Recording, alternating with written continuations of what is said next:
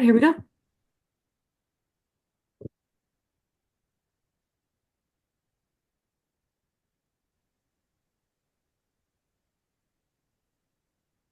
Hello, all. I'm just waiting for folks to filter in. Welcome. We are so glad to have you all here today. All righty. Looks like we've got a critical mass, so I'm going to start by introducing our presenters. Our lead presenter today is Dr. Christine Wang. Dr. Wang is a professor of early education and learning sciences at UB, where she also serves as the Senior Associate Dean for Research in the Graduate School of Education and as the director of the Fisher-Price Endowed Early Childhood Research Center. A core faculty member at UB's Institute for Learning Sciences, her research primarily focuses on technology and young children's learning and development, computational thinking and literacy, and early childhood education in international contexts. Dr. Wang's research has been supported by NSF, IES, Spencer Foundation, AERA, and International Reading Association. Her ongoing projects include the IES-funded National Center for Early Literacy and Responsible AI, the NSF IES-funded National AI Institute for Exceptional Education, and NSF-funded Exploring AI Literacies Framework for Young Children. She recently launched Playful AI Learning and Design Lab, which focuses on promoting responsible, effective, and equitable AI learning and tool design for children ages 4 to 8. At UB, Dr. Wang is spearheading an AI and education learning community series, which you are all joining us at today, to explore responsible AI in education with K-12 educators, AI experts, and educational researchers. I also want to mention our two other presenters today. We have Grace Singh and Joy Kai. Grace and Joy are PhD candidates here in GSE, and we're very excited to hear from them all today. So I will hand it over to them now. All right. Thank you, Carly.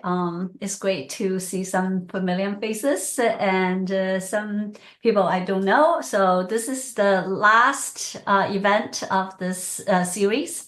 So thank you for joining us. I understand this is a difficult, busy time of the year. So we appreciate you being here, joining us to discuss this important topic. So we're tackling a really important and also complex issues related to responsible AI. So we'll start with a really simple multiple choice questions. So if you can add your response in the chat window. I can't really see, but I'm hoping this is quite obvious. Did people add into the chat window? I think folks are taking a second to read. Okay.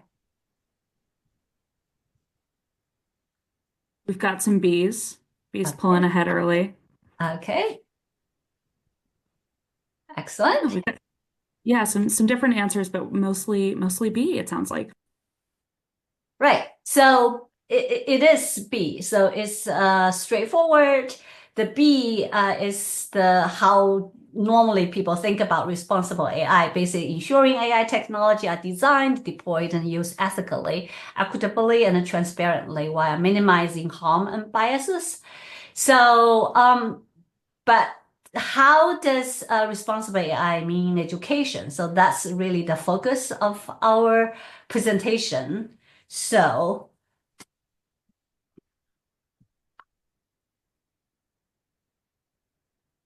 we prepared, so together with two of my doc students, we prepare 3 parts of presentation. We have a lot to go through. First, we will share really a cursory policy review we did. I conducted with Joy about some of the existing policies, guidelines related to AI in education to really inform our thinking about this topic. So the second part, Grace will share AI ethics study we conducted at the National AI Institute for Exceptional Education. So that study specifically focused on the perspective of the design team who doing the design, but also including some of the content area experts. So we want from we want to have a perspective from the people develop the AI technology. Last part, the part three, I will introduce a newly funded Center for Early Literacy and a Responsible AI project, specifically describe the proposed AI ethical studies and share the ways you can participate and join our work in this area. All right. Does that sound good? Okay, I'll pass on to Joy, who has led this policy review. Go ahead, Joy. Hi everyone, I'm Joy, third year PhD student advised by Dr. Wang, and my research focus on early literacy in early childhood levels. And today I'm really honored to report our recent policy review on responsive AI in pre-K to 12 education. And as we know that artificial intelligence is in transforming everyday's life and society as an unprecedented speed and scales. So we already use the tools such as the voice assistant, interactive apps, and video recommendations, and or some robot tools. And all of those technologies mediate, the learner's learning and living and playing. And we know if we want to use a metaphor to regard the AI in education, we would regard it or imagine it as double-edged sword. So the AI provides some potential benefits, such as it will give the personalized assistant and it can provide timely, effective feedback, and also it can be benefits for the school management and efficiency. However, on the other side, it will cause some over-reliance and or the society bias, and also it will exposure some data privacy and give some misinformation, which provide potential risks to the public. So to enhance the benefits and to provide strategies to avoid risks for the AI application in the K-12 educations, we conduct this policy research to inform our thinking about responsive AI. So our sampling process involving selecting materials from 3 categories, covering from the reports, policy briefs, and research on global and national education topics. And we focus on some international organization like UN, UNESCO, OECD, and EU. And for US organization, we focus on the White House and the Department of Education. And we also find some report on educational focus by using the keywords AI in education, responsive AI, and AI ethics. And totally we got 20 different policy documents included in this review. So we found some frameworks examples already existed in the policy and the report. Such as the framework from the UNESCO recommendation on the ethics of AI artificial intelligence published in the 2022, and also the OECD principles for the trustworthy AI provide several principles in 2019 and amended in 2024, and some ethical framework for the AI in education, such as the Institution for Ethical AI in Education and the OECD. And also we included the most recent published report by UNESCO, which issued 2 important AI competence framework, both for the students and teachers. After reviewing and all of those above policies, this quick glance of those word maps show us the top 100 most frequent keywords in policy review regarding to the responsive AI. So we can find those bigger words such as protect, education data, transparency, personalize and empower, equity, and risk and discriminations. So those words can provide insights and implicate the topic of our responsive AI. So based on all of those reviews, we try to give the definition for the responsive AI in K-12, so which refers to the design, employment, and use of AI technology guided by the ethical, social, and educational principles to ensure a positive impact on students' learning experience and outcomes. And also, we find some adjacent concepts popped out that close to our meaning the meaning of the responsive AI, such as ethical AI, trustworthy AI, and human-centered AI, which ethical AI refers to the use of AI design or development ensures the compliance with ethical norms, ethical principles, and related core values. Trustworthy AI, which try to address key concerns such as risk of bias and errors, which will impact educational outcomes. And human-centered AI, which prioritize centered people, such as teacher, learner, students, or other stakeholders over the machines, ensure human agency remains centered. So we can find all of those all of those focus, they focus on like how to build a reliable AI in the K-12 education. And we also find the policies, they focus on different stakeholders from the designers, policymakers, teachers, students, and parents. But we find that there is an imbalance of attention and input, such as from the policymakers and designers, whereas without enough attention on the stakeholders, such as the teachers, the students, and particularly in the parents' part, which is also vital parts in education. So these studies, we generated 6 domains based on those reviews, such as the ethical foundations, and which the ethical foundations, which means the prioritize democratic social values such as fairness, justice, inclusivity, and non-discrimination, and to provide comprehensive applications in K-12 education. The transparencies, which highlight that AI should provide auditable, explainable, and traceable functions to ensuring a clear and understandable process for how decision to make and build the trust of the public. And the safety and privacy, which to protect students' legal rights and privacy by establishing robust safeguard system. The human-centered and oversight, which prioritize the human agency, such as ensure that human understand and guide and supervise AI tools in education, and also centered human dignity, which means to ensure AI serve as supportive tools rather than replace humans' role, such as replace teachers' role.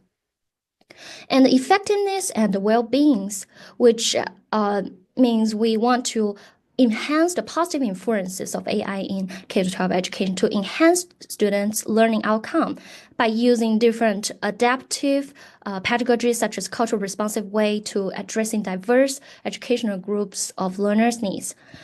And also to promote a sustainable and long-term impact such as support sustainable education practice. And the monitoring and the improvement parts, which means to provide iterative updates on the AI tools or techniques by ongoing evaluation to promise to provide functional, adaptive, aligned with the curriculum goals. So after that, we extend the definition of responsible AI by highlight the ethical foundation, fairness, and inclusiveness to address diverse learners' needs, and which also highlights to establish robust data privacy, transparency through explainable and auditable systems to delivering personalized, cultural, responsive, and impactful learning experience, which align with the human-centered value through continuous monitoring and improvement. So after review our initial findings, we have the question like to ask you, like based on your experience as teachers and students at your university and schools, how would you respond to the following questions, such as does your school district have the policy related to AI or generated AI? And so you can put the answers on the chat box.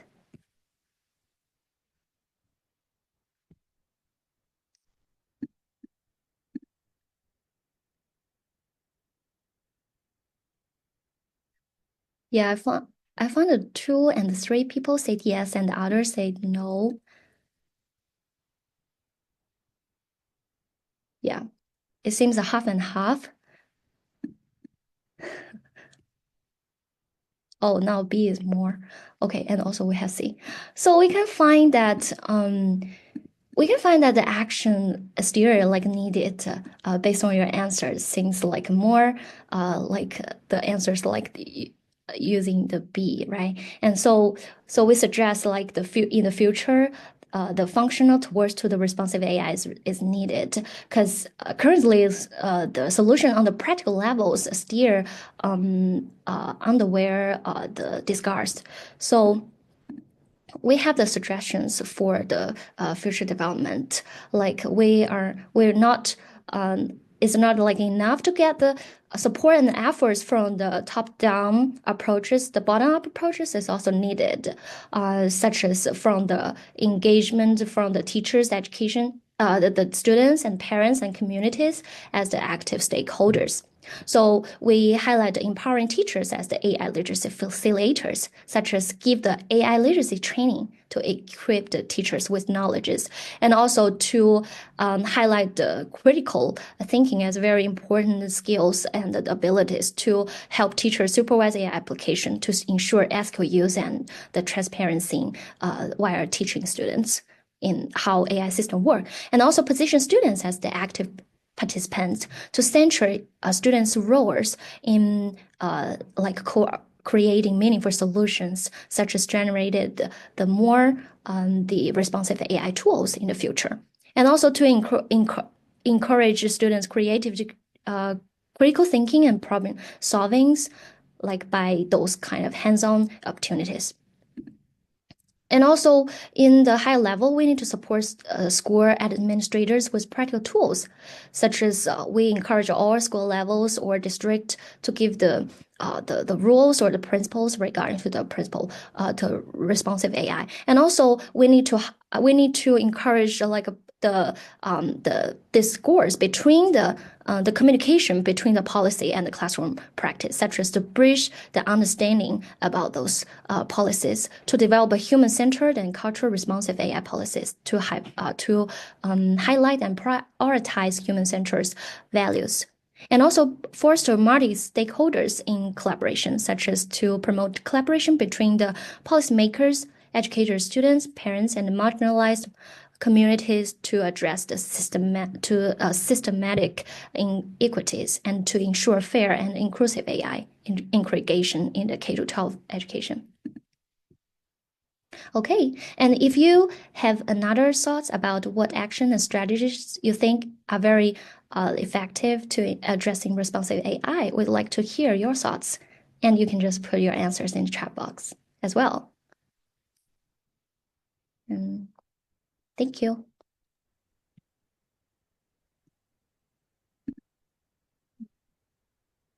Thank you, Joy. So if you have any thoughts related to some of the actions or strategies your unit or your school are already taken, we would love to hear what kind of strategy or actions you have.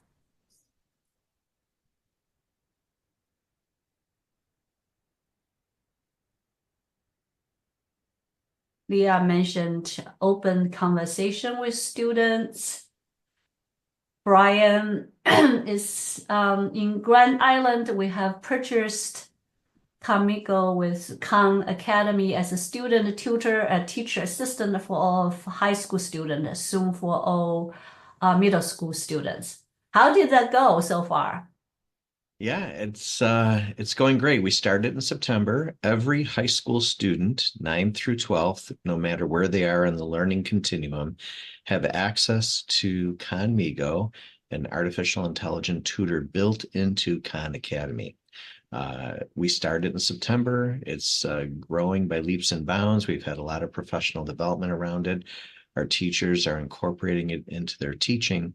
And if you're in an AP physics class or you're struggling with algebra, you have an AI tutor at your disposal 24 hours a day, 7 days a week.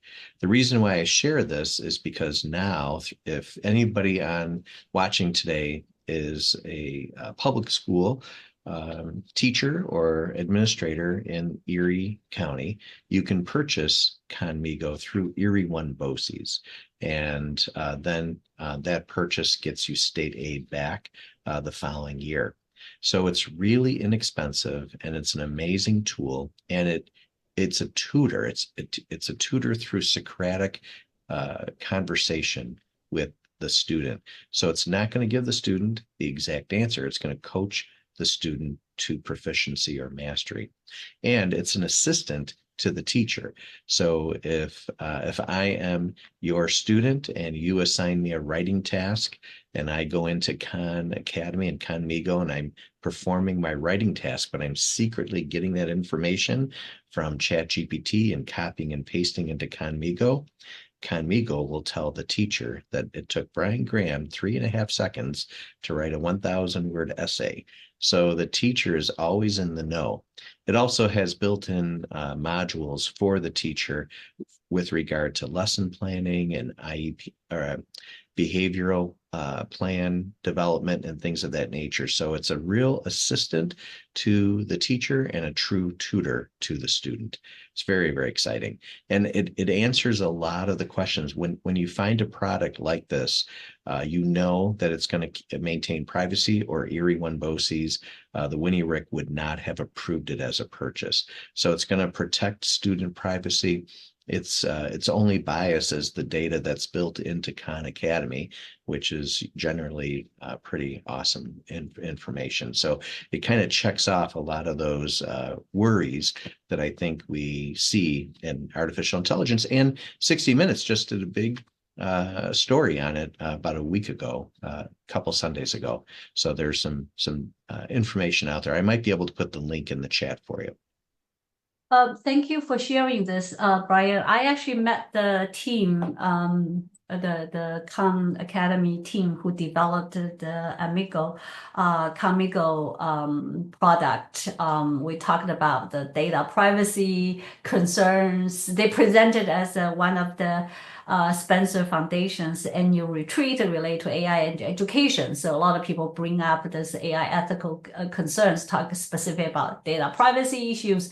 They mentioned about how the data is stored in the local level, so it's not shared broadly, like not all the students. So I believe there's a kind of back end data sharing within the school district. And they also mentioned they have a lot of those modules to inform decision makers as well as the teachers. So if parents have concerns about the data privacy, data sharing practices, they have this information to share with the general public. It seems they are doing a lot of do it right with this kind of responsible AI related issues. So how did your students respond to this tool so far? I'm blessed to have a student advisory council of 9th, 10th, and 11th and 12th grade students. When we first rolled it out, as you might imagine, the students were not that thrilled because it didn't give the exact answer. It coached and nudged and encouraged them to apply their own thinking to some of the concepts. It was trying to help children get to proficiency or mastery. So at first they're like, it's not giving me the right answer. But more and more, it's becoming, a part of the culture. Our high school principal is doing an amazing job, and she meets regularly with the team from Khan Academy to review the data and the dashboard that we have. So, we're seeing it accepted. And I would say for all of us as educators, the teachers are accepting it. The teachers like it. I couldn't believe when we had a professional development day and every teacher was excited about what it could do, both for the teacher and for the child. And they've also thoughtfully built in guardrails. So if a student indicates something, that might mean that the child is struggling with their own mental health or wellness or behavioral health or wellness, it alerts the teacher to comments that may be deemed as suicidal ideation or homicidal ideation. So they've thought carefully about the mental wellness too aspect and how to keep it as safe as possible and keep kids as safe as possible. So there's some really, really exciting things that they have developed, and As you might imagine, Sal Khan got access to this well over a year ago or a year and a half ago. He wrote a book in April. It was published. It's called Brave New Words. It's a very good book. And his ultimate goal is not to replace teachers, but to provide resources like this for our students. Mhm.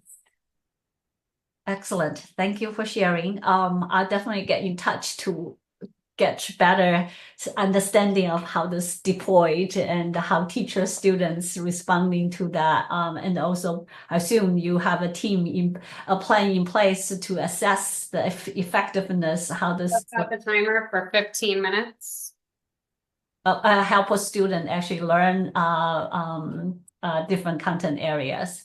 All right, so we will wrap up this part of our presentation. We'll move on to the second part to talk about the design team, how to think about ethical concerns. So this is the study conducted at the National AI Institute for Exceptional Education.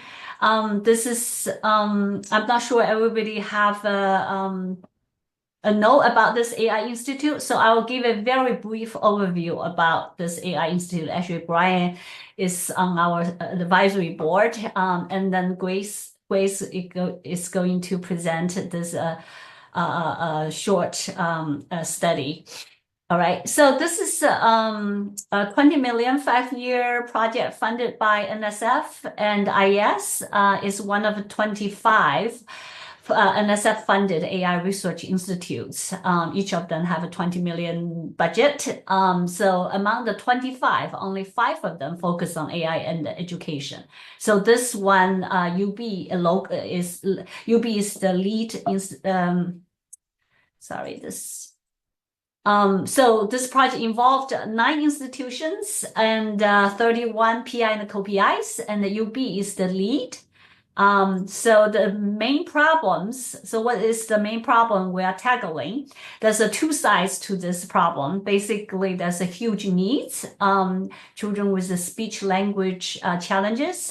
So this data, I believe, is the 2023 data. So I believe the number actually, the recent data increased even further. So there's a 3.4 million students needs speech language support.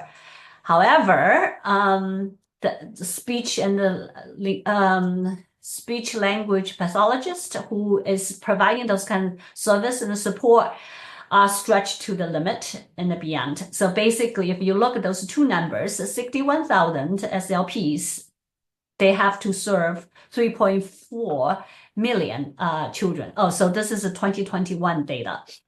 So as a result, a lot of children are not identified as eligible for service or do not receive the type amount of services they really need to make progress. So this leads to 2 major problems. One is on the screening side. The other one is on the intervention side. So if you look at the visual on the bottom, it's basically currently the screening is basically parents, teachers, when they have concerns, they refer to experts to do the evaluation. So there's a potential a lot of students probably needed the service might fall through the crack.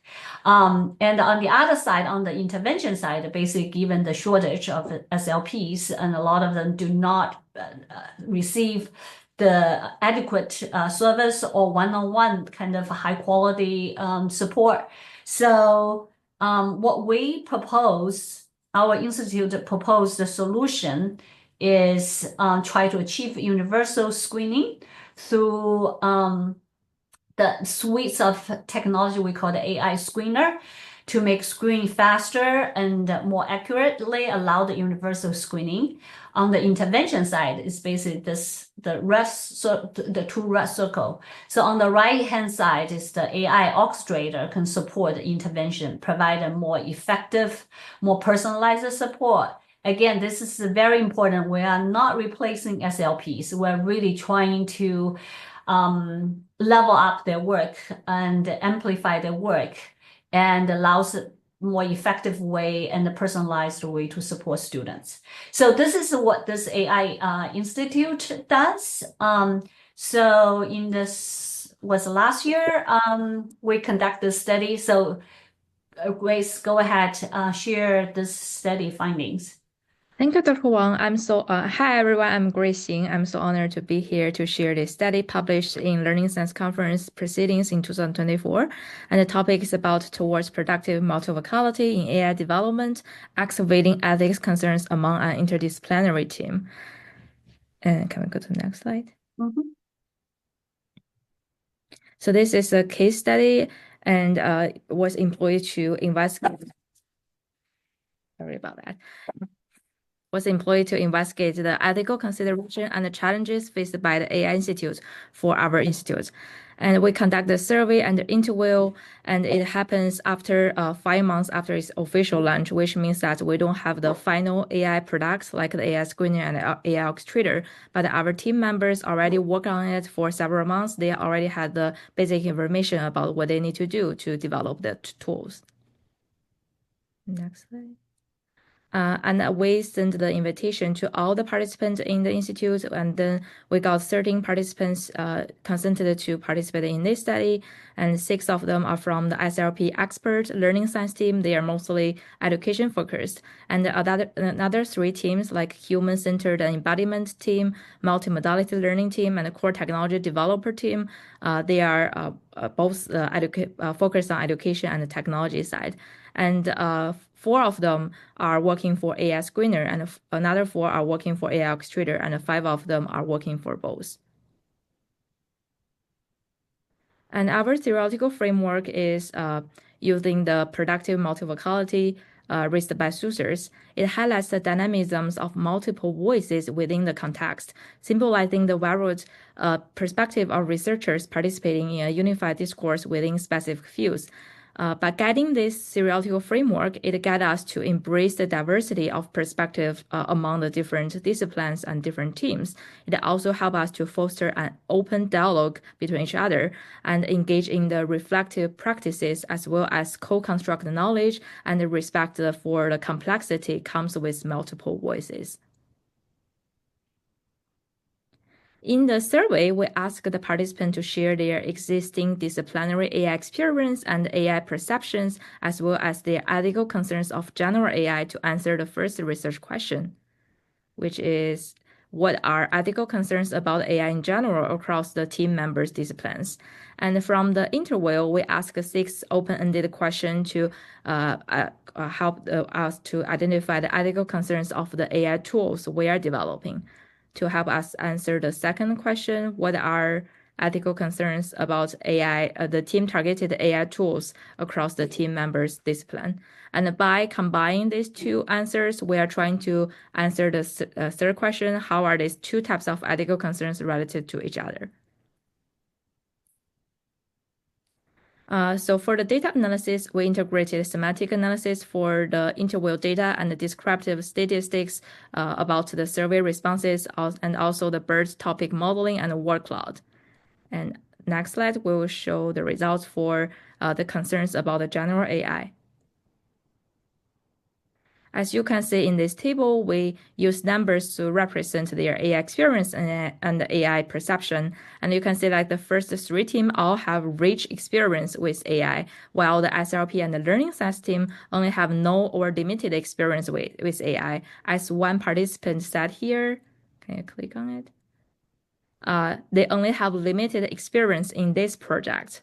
And for the AI perception, we noticed that the core technology team have the most positive attitudes towards AI, while the HCI team only have the neutral view of the AI, which means that they treat it as a superpower baby taught and shaped by human brains. While the multimodal learning team have the mixed feelings about AI, which means that they acknowledge both the negative and positive impacts of AI. Here we can go to the next slide. And the most frequently mentioned concerns about the general AI is kind of overlap with what Joy shared before. The first one is disinformation and misuse, and the second one is lack of understanding and the limitation of AI, and the third is ethical and legal aspects. We also noticed that there are some diverse perspectives on AI from various teams. For example, the core technology team focused more on the AI capabilities and ethical use, while the HCI team took more time to discuss the potential job displacements caused by AI and the need for the AI education for the public, while the multimodal learning team talked more about society issues like disinformation, and the SLP and the learning science team focused more on the behavioral things like they warn against the AI's potential negative behavioral impacts and the biases. And the second result is centered on the concerns about the AI screener and the AI orchestrator.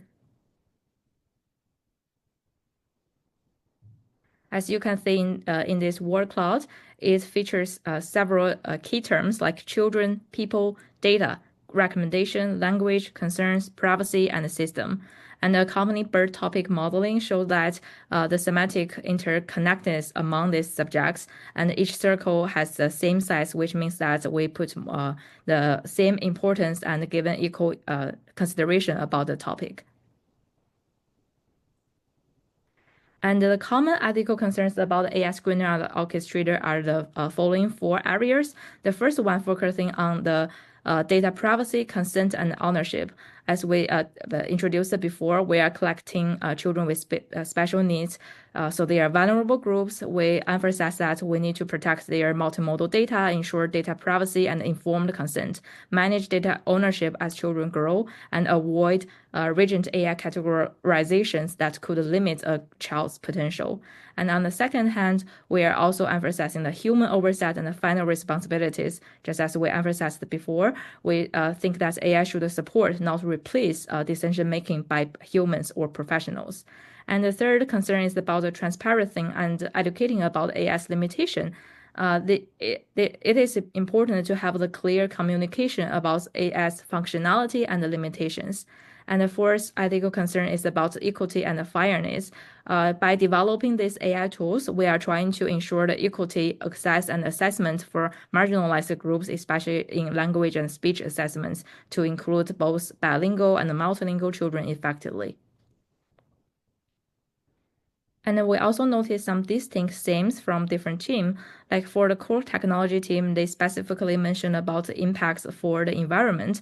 One participant shared that developing AI and use AI may increase the carbon footprint, which may cause burden for our environment.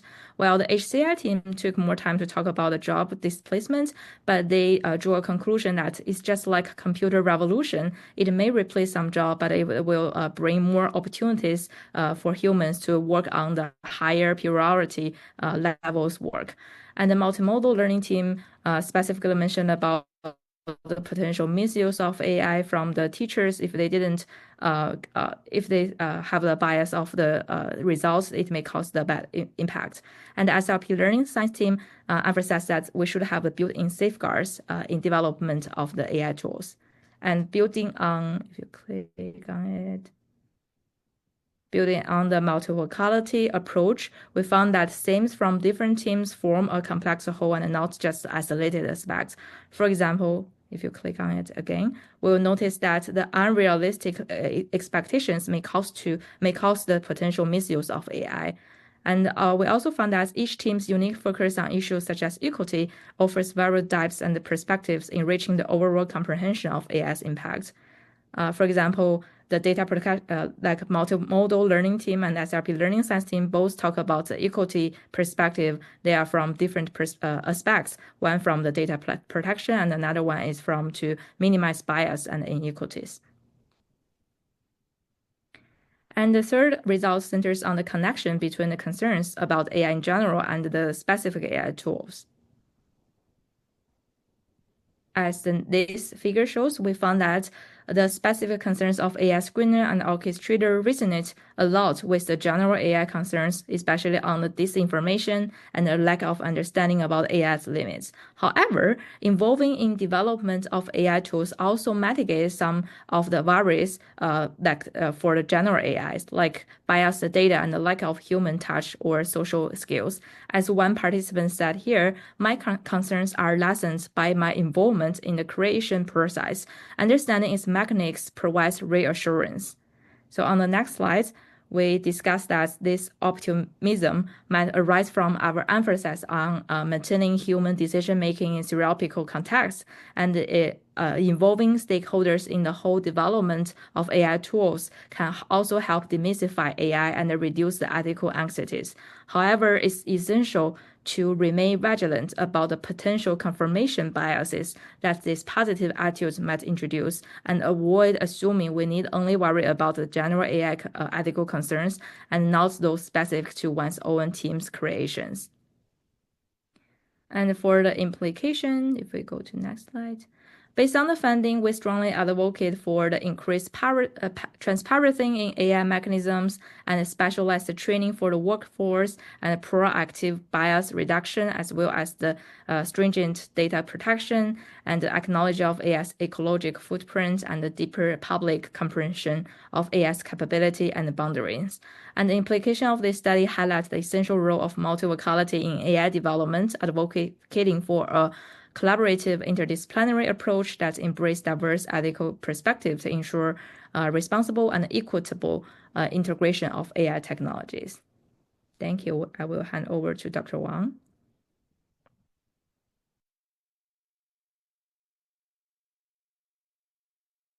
Sorry, I have to mute. My dog is barking in the background.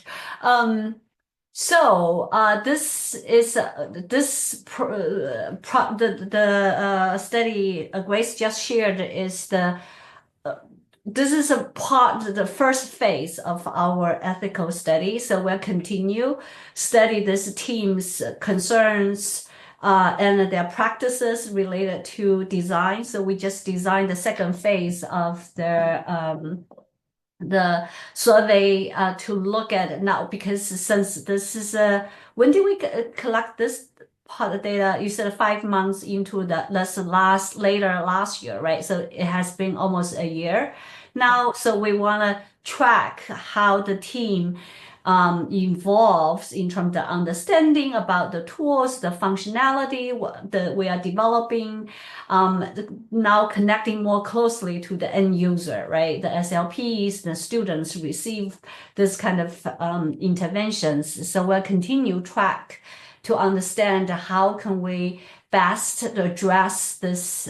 design process to address all the potential AI ethical questions and concerns. So we have a few minutes. I would like to open up to see anybody who have any comments or feedback about the study.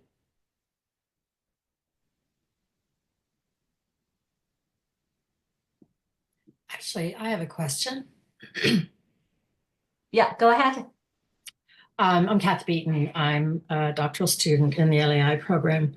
I also work at RIT and I work in this area. Part of the concern that I have with the HCI area is that a lot of the challenges that we're facing are not specific to AI, but in reality, they're any interactions that the students have with the internet.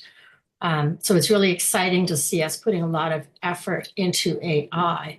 But at the same time, it's frustrating that we didn't teach students how to interact with the World Wide Web to begin with. And I think that's where part of the problem that we're facing is the teachers are behind in the students' technological knowledge.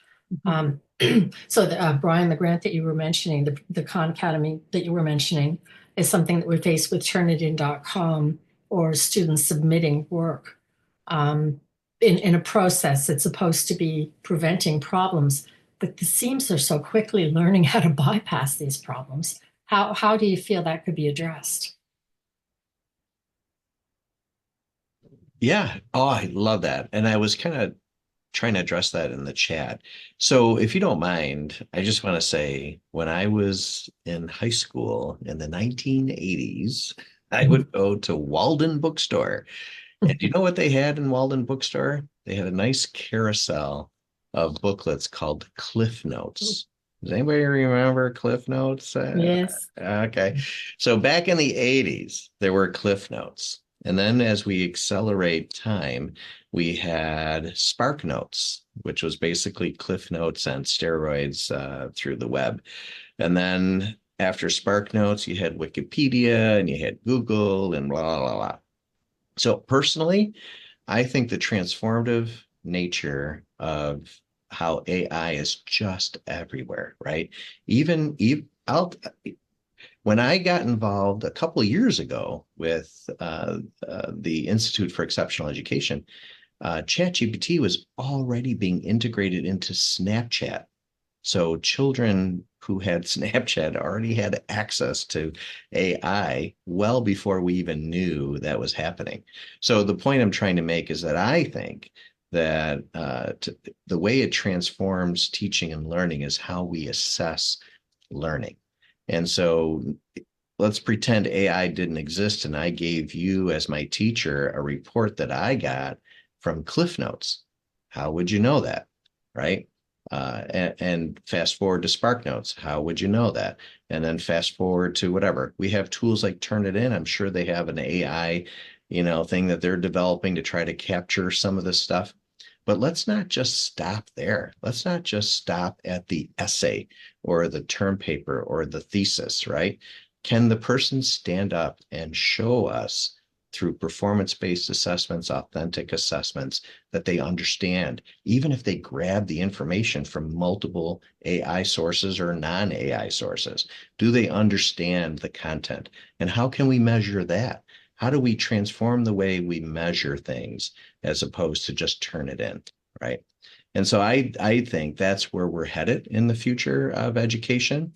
And quite honestly, the blueprint, the commission that just was written about the portrait of a new graduate is really, talking about problem solving and critical thinking and all sorts of other elements. And the pathway to a diploma in New York State may not include the traditional Regents exam. It could, but it may not. So we're going to be challenged as educators, particularly in 2027, to have maybe capstone projects and other ways to measure children's true understanding. So that's just my little soapbox on that. I don't know if I answered your question or not. You did. Thank you. I think Kathy brought up a really important point about the AI literacy, right? Educating, I think, both teachers, parents, as well as student and children. How do you critically evaluate and use different tools?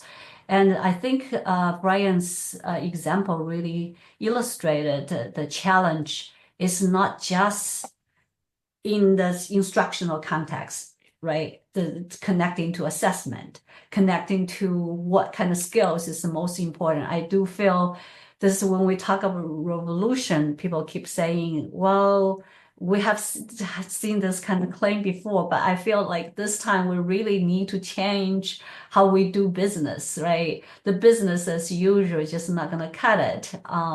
But I do feel along the way, while we'll do implementing those exciting technology, we do need to be mindful of how the tools develop, what kind of biases is perpetuating, and all the things that basically Joy presented in the first part. How do we go into in the development, tool development stage, as well as the deployment, as well as usage in the class on the classroom level, teachers, students, and while they use the technology, right? Like Kathy's example, there's a cat and mouse game, right? Kids always figure out solution. You have a ways to prevent them to cheat or whatever. There's a ways. So there's a technical fluency need to be discussed, and the assessment need to be elevated beyond the drill practice kind of a Q&A, the quiz and the questions. So I do feel this is a broader discussion. So I'm glad we are starting this conversation. So given the remaining time, I do want to have opportunity to share the our new center. So this is Brian, I don't know if you heard, this project got funded.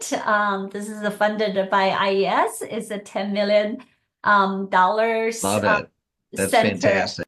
Yeah, for early literacy and the responsible AI. So here is the team.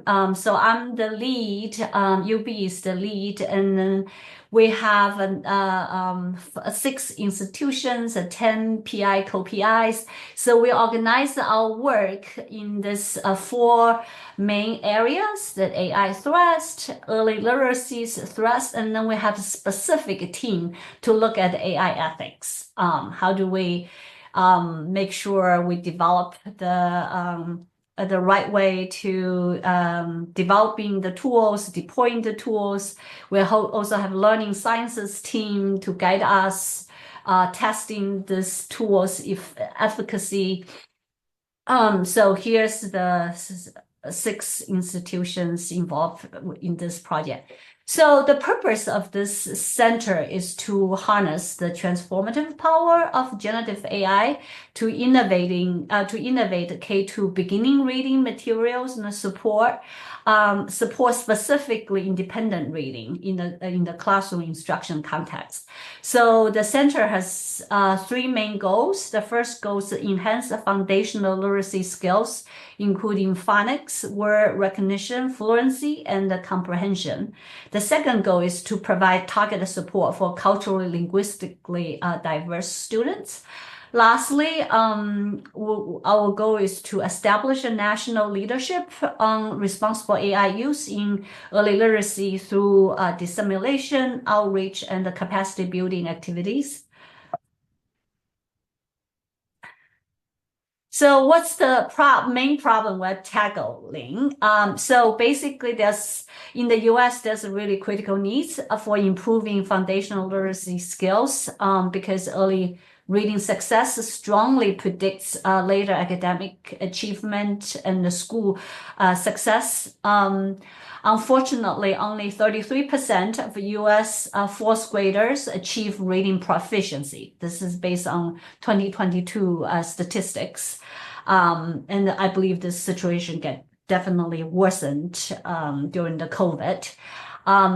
So among those students falling behind, the marginalized group, including Blacks, Latinx, and multilingual learners, are disproportionately represented in this left behind group.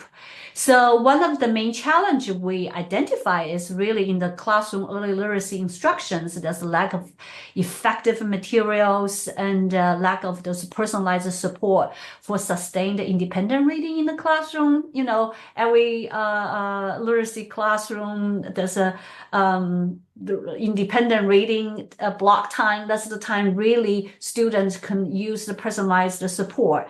But oftentimes the teacher only have time to go around, focus on few students. So basically, this is the problem we're trying to tackle. So the solution we come up is to design this tool we call the AI Reading Enhancer, AIR. So this has 3 main components. So if you look at the components, the first one is AIR Text Generator. So this is basically we use generative AI to generate a personalized text that optimize learning opportunities for for foundational skills. We also have a reading analysis. So based on children's reading, interacting with the tools, they will be able to conducting in the moment analysis of children's oral reading and comprehension responses and to identify the support needed. And then the last component for this is the enhancer. So basically providing just-in-time kind of support. So in the this is kind of conceptual mapping out. We just launched, so we don't have any tools to showcase, but this is the flow chart of how things gonna happen. So we will take input from both from children and from the teacher. So teacher is always in the loop. Teacher can identify target learning. They can enter the initial assessment data into the system. And children can have a conversation through the conversation agent with the tool. So for us to identify their interest, the cultural background, calibrate the response based on the based on the dialect, because the non-standard pronunciation gonna affect how they learn and how they understand the phonics, right? So go through this support, really providing support for the reader engagement, ultimately support their learning in those four foundational skill areas. So our work basically involved the three major studies. First, exploratory studies really try to identify the learning needs. Needs. So we do a national survey, we do focus group interview, classroom observations, interviews, and then we do through the multiple rounds of tool development. Finally, we do a pilot testing to assessing the effectiveness of the tool in terms of improving the targeted literacy skills. So you can see the flow chart, the 2.5, by the way, this is a reference to the proposal, two sections. So the embedded responsible AI is a critical piece. We interweaving the embedding the responsible AI practices throughout. Even in the very early on, when we identify the needs, we identify what the concerns relate to responsible AI use in the classrooms, and go through the development, the tool development stage, and then gets to the deployment stage. We basically, the goal is develop a guideline throughout the process, and also inform our own tool development and the deployment. So we would, since our project just started, so there's a ways we really hope any of you who are K2 second grade teachers to participate in our studies. I listed those studies you can join. The survey study, focus group interview, and the classroom observation, mostly local in Buffalo and in other 2 states as well. The user studies, I also list the time when we're going to start those different aspects of the studies. We're also going to offer a series of professional development opportunities. We'll offer both online as well as in different school districts in this area. Currently, Buffalo Public School and BOCES, Erie One BOCES is our partner, local school partners. So there's a lot of ways for you to join our some of the PD opportunities we will be offering. Lastly, you can also attend our events. Probably it will take some time for us to launch those series of lectures, seminar, and the public forums. We'll also host annual conferences. So we're starting 2025. So how do you join this? So here's the way to contact us. I listed the website. Again, right now it's only bare bone information. Once we recently we just got IRB approval to start the first study. We also have the email contact there. If you're interested being informed about events, you can subscribe to our listserv. So this QR code, if you scan the QR code, we can sign you up to be part of our listserv. Once I'll have any events ready to share, you will be the first one to hear about it. Okay, so that is all we have. Oh, perfect. We have 2 more minutes. I don't know if anybody have comments, questions.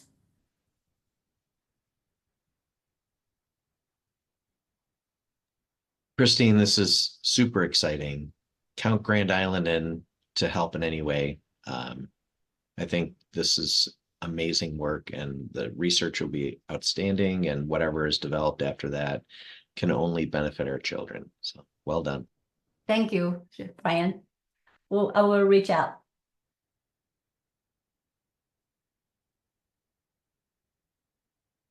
Oh, Kristen is our new project manager for the center. She just posted, this is our email. Let me move back to the slides.